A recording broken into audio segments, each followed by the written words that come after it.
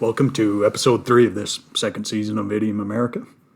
In the first season, I took a look at presidential idioms, or idioms that originated or were popularized by U.S. presidents, including ones like nip it in the bud, squatter, administration, worth his salt, keep the ball rolling, twiddling one's thumbs, house divided, spoil system, strange bedfellows, pork barrel spending, cronyism, kid gloves, and of course that most widely used idiom, one that's used worldwide in a variety of languages, okay.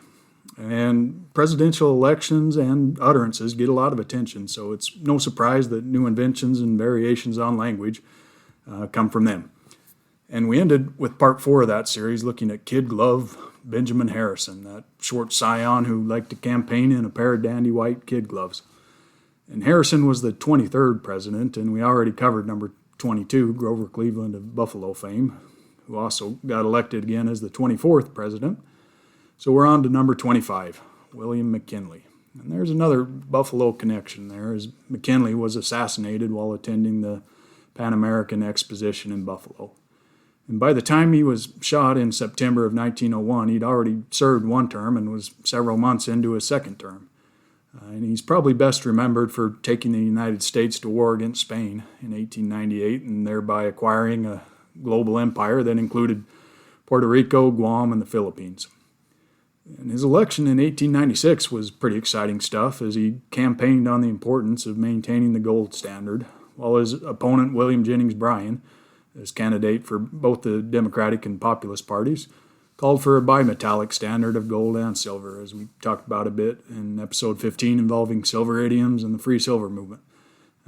Talking about Bryan's Cross of Gold speech, in which he railed against the gold standard and concluded his speech, "You shall not crucify mankind upon a cross of gold."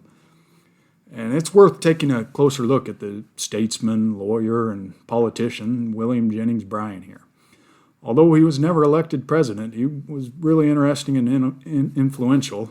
Plus, most pertinently for purposes of this podcast, he coined a great idiom in 1914, rock the boat.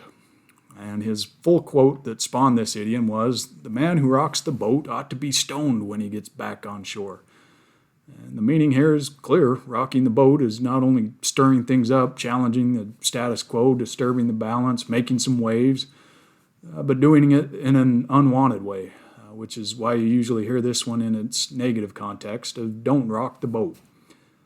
Stoning somebody for rocking it is maybe a little extreme, but that one, I guess, can be chalked up to rhetorical flourish. Not that Bryan was adverse to stirring up some controversy. He was known as the great commenter and the boy orator, and he was 3 times the Democrats' nominee for president. He was a crusader for free silver and an opponent of American imperialism and an advocate for progressive causes like a federal income tax, food and drug laws, ban on corporate financing of campaigns, the direct election of senators, and the list goes on. Later, though, he became known more for being a proponent of prohibitionism and religion and anti-Darwinism, culminating in his participation in the 1925 Scopes monkey trial, in which Tennessee prosecuted a high school biology teacher for teaching evolution.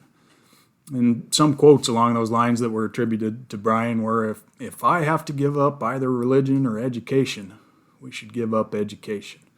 And if the Bible had said that Jonah swallowed the whale, I would believe it. All in all, though, he was a fascinating guy who was one of the most influential figures of his era. And since I quoted some from a James McMurtry song last episode, might as well here too, since Bryan is still getting shout-outs well over 100 years later.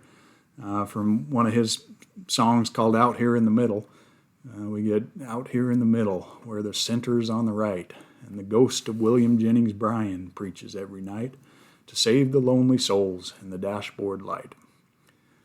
I was a little surprised that it was Bryan who coined rock the boat, as this one just seems like one of those naturally sounding idioms that I'd expected to have been around forever. But looking at Google's Ngram, that great free tool that lets you search for phrases across millions of books, newspapers, etc., going back hundreds of years, all in the matter of seconds, it does appear that this phrase arose right around 1914, so I think Bryan does get the credit here. But back to the guy who beat Bryan out for the presidency in 1896 as well as 1900, the Republican William McKinley. Are there any idioms or colorful language that are connected to him? The congressman from last episode, Joe Cannon of Fisher Cut Bait fame, once said about McKinley that he kept his ears so close to the ground that it was full of grasshoppers, meaning that he paid a lot of attention to what the public thought and his decisions were driven by public opinion. But this attempt at idiom coinage never really caught on, although it's colorful language nonetheless. And the same thing with McKinley's "a full dinner pail," which was his campaign slogan in the 1900 presidential election, meant to emphasize the purported prosperity of his first term.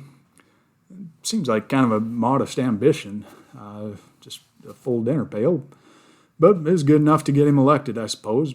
Not good enough to stick around in the popular lexicon, though. But as far as I'm aware, there's no name dropping of McKinley in songs a century later, like Bryan either. So sad to say, but McKinley's greatest contribution to that popular lexicon was probably his untimely demise, as this allowed his Vice President Teddy Roosevelt to take over. Because Teddy, or TR, was without a doubt the most colorful presidential contributor to the language. And he was a master of coining new phrases, many of which are still around today. We looked at Teddy's use of pussyfooting as one example in episode 8 dealing with cat idioms. There are a lot more, so let's dig in. First, we have the bully pulpit, which means a conspicuous position that provides an opportunity to speak out and be listened to. And the most powerful and well-known such position in the U.S. is, of course, the presidency. And you need only think of how much the media would cover everything Trump or Obama did or said when they were in office, and how much that dropped off once they left, which is one reason some political scientists think that the bully pulpit is one of the most important aspects of a president's power. And this idiom comes from the time that Roosevelt was sitting at his desk one day reading a forthcoming message to Congress to a few friends when, at the close of a paragraph that he called a distinctly ethical character, he wheeled about and said, "I suppose my critics will call that preaching, but I have got such a bully pulpit." And this Roosevelt quote got published in the New York Times and became a term that we still widely use today. Some people think, and I'll confess that I was one of them, that the meaning of bully here is that of bullying, browbeating somebody with bluster, menacing. So the bully pulpit simply meant a powerful presidential platform that could be used to overwhelm the public. But it turns out that TR was using bully here in its meaning of superb or wonderful, which was a more common usage for bully at that time, and that makes a little more sense. And historians credit Roosevelt for changing the nation's political system by permanently placing the bully pulpit of the presidency at center stage and making character of the president as important as the issues. And I won't attempt to give any kind of comprehensive biography of Teddy here, as the man led a full, productive life, and there's so much to cover. But he was, without a doubt, I think it's fair to say, one of our greatest presidents. He was known for his conservationism and protection of the environment, labor reforms, trust busting and control and regulation of corporations, advocacy for more direct democracy, winning the Nobel Peace Prize for his role in helping to end the Russia-Japan War. The list goes on and on. But with respect to TR's rhetorical success, which is the focus of this podcast, one reason for it was that he developed powerfully reciprocal relationships with members of the national press. He called them by their first names, invited them to meals, took questions from them at any time, brought them aboard his private rail car in his trips around the country, where he would address the crowds that would gather with homespun language, aphorisms, and direct moral appeals. And add in the fact that before he was president, he was an author and a historian with a lifelong voracious love of reading, and you get a recipe for an idiom-generating machine, as the press would widely publicize his inventive utterances. And one idiom that arose out of that relationship with the press was muckraking or muckraker, which referred to reform-minded journalists, writers, and photographers in the progressive era, from roughly the 1890s to the 1920s, who went around trying to expose corruption and wrongdoing in established institutions, often through sensationalist publications, but people, I guess, who were willing to get down in the muck, the icky stuff, and rake it and turn it over for the public good.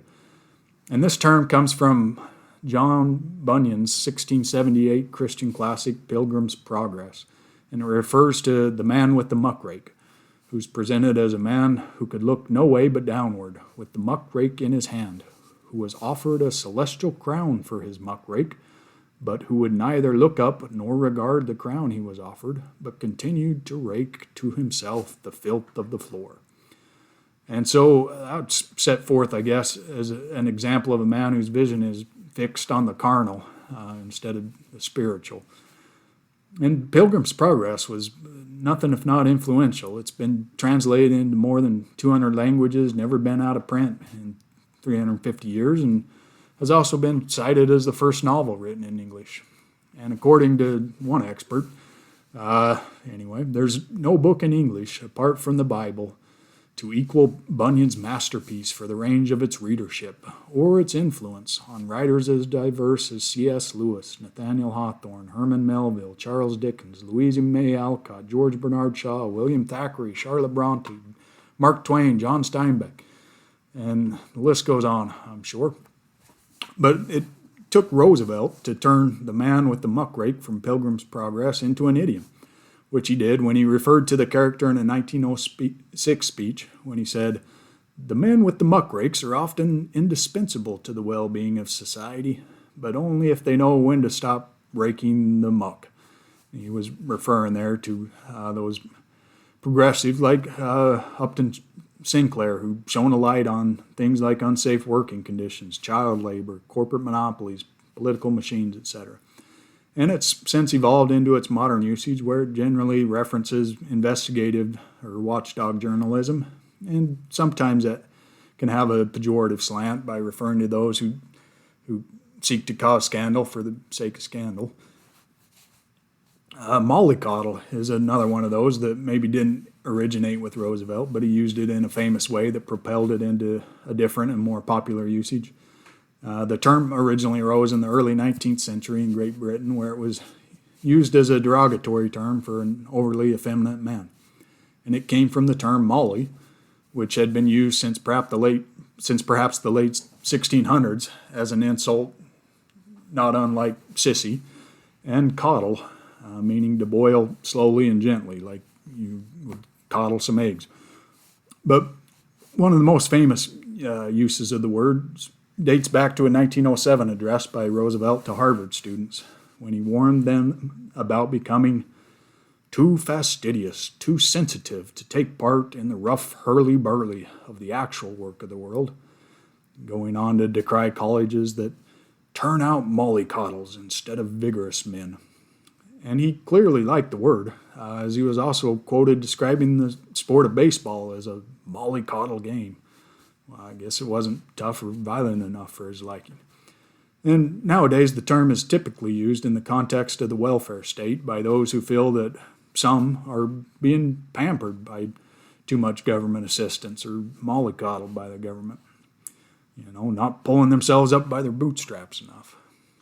And while we're here, let's take a quick look at that one.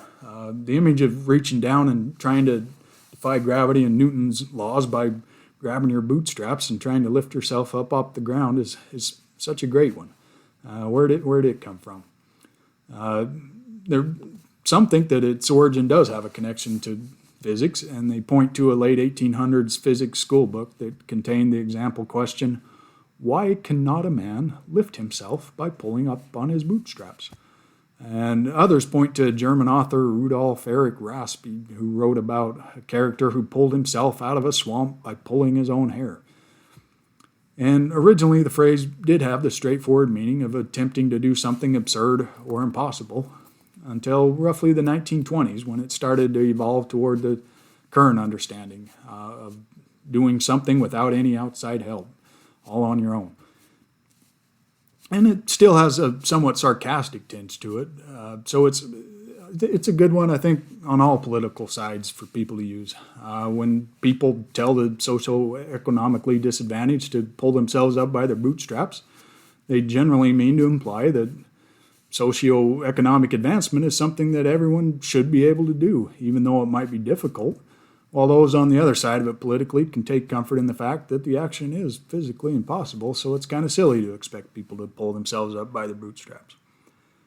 And speaking of all sides of the political spectrum, if you go far enough to the edges of those sides, you're bound to encounter the lunatic fringe, which is used to characterize members of a political or social movement as extremists with eccentric or fanatical views.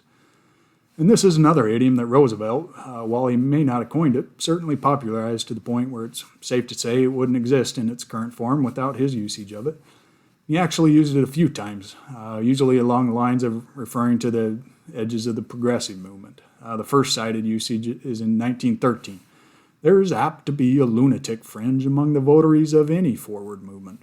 And another usage not much long after that. As I've already said, there is a lunatic fringe to every reform movement. And this one has an origin that surprised me. It arose in the 1870s to refer to a woman's bangs. The hair that hangs down over the forehead, which I guess was considered a wild hairstyle at the time. From the Wheeling Daily Register out of West Virginia, I suppose. July 24th, 1875, for example. Lunatic fringe is the name given to the fashion of cropping the hair and letting the ends hang down over the forehead. So I think you have to give Teddy the credit here for taking this term and putting it to a completely different use for which it's known today. But I know I won't hear it the same way again, and we'll think back to the day when a woman having some bangs was apparently considered akin to lunacy.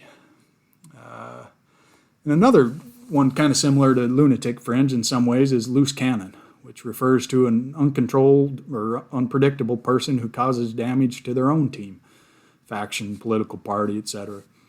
And the literal meaning of this one has been around a while, ever since the days of wooden ships with cannons. It refers to a cannon that breaks loose from its moorings on a ship during battle or storm, which has the potential to cause serious damage to the ship and her crew. But it wasn't until the turn of the 19th century when this one started to become popular, which is when TR was publicized while using it, not to refer to a political opponent, but to himself.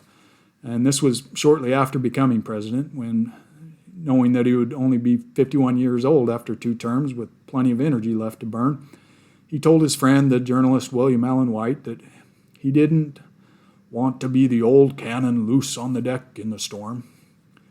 And TR was kind of prophetic there about himself, as after he left the presidency in 1909, he told reporters that he felt as fit as a bull moose and founded a new party with that name. And many blame him for causing a schism in the Republican Party. He was a bit of a loose cannon causing damage to his own team. Some would argue. And you still see this one coming up, continuing until today in presidential politics. For example, in the summer of 2016, after Donald Trump and Hillary Clinton had clinched their nominations, Hillary threw down the gauntlet by saying about Trump that, quote, an unqualified loose cannon is within reach of the most powerful job in the world. And a couple months later, Trump returned fire by tweeting that, quote, Hillary Clinton should not be given national security briefings in that she is a loose cannon with extraordinarily bad judgment and instincts. So maybe Trump was trying to coin an idiom of his own with that lose cannon, L-O-S-E cannon instead of loose cannon.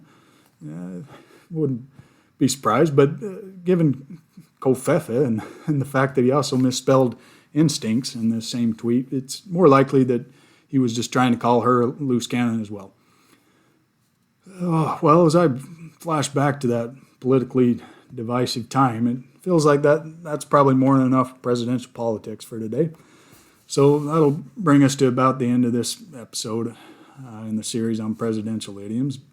But before I end, I do want to give a shout out to the Teddy Roosevelt Memorial in D.C., which Takes up an entire island in the middle of the Potomac, and which I really like for its connection to and immersion in nature.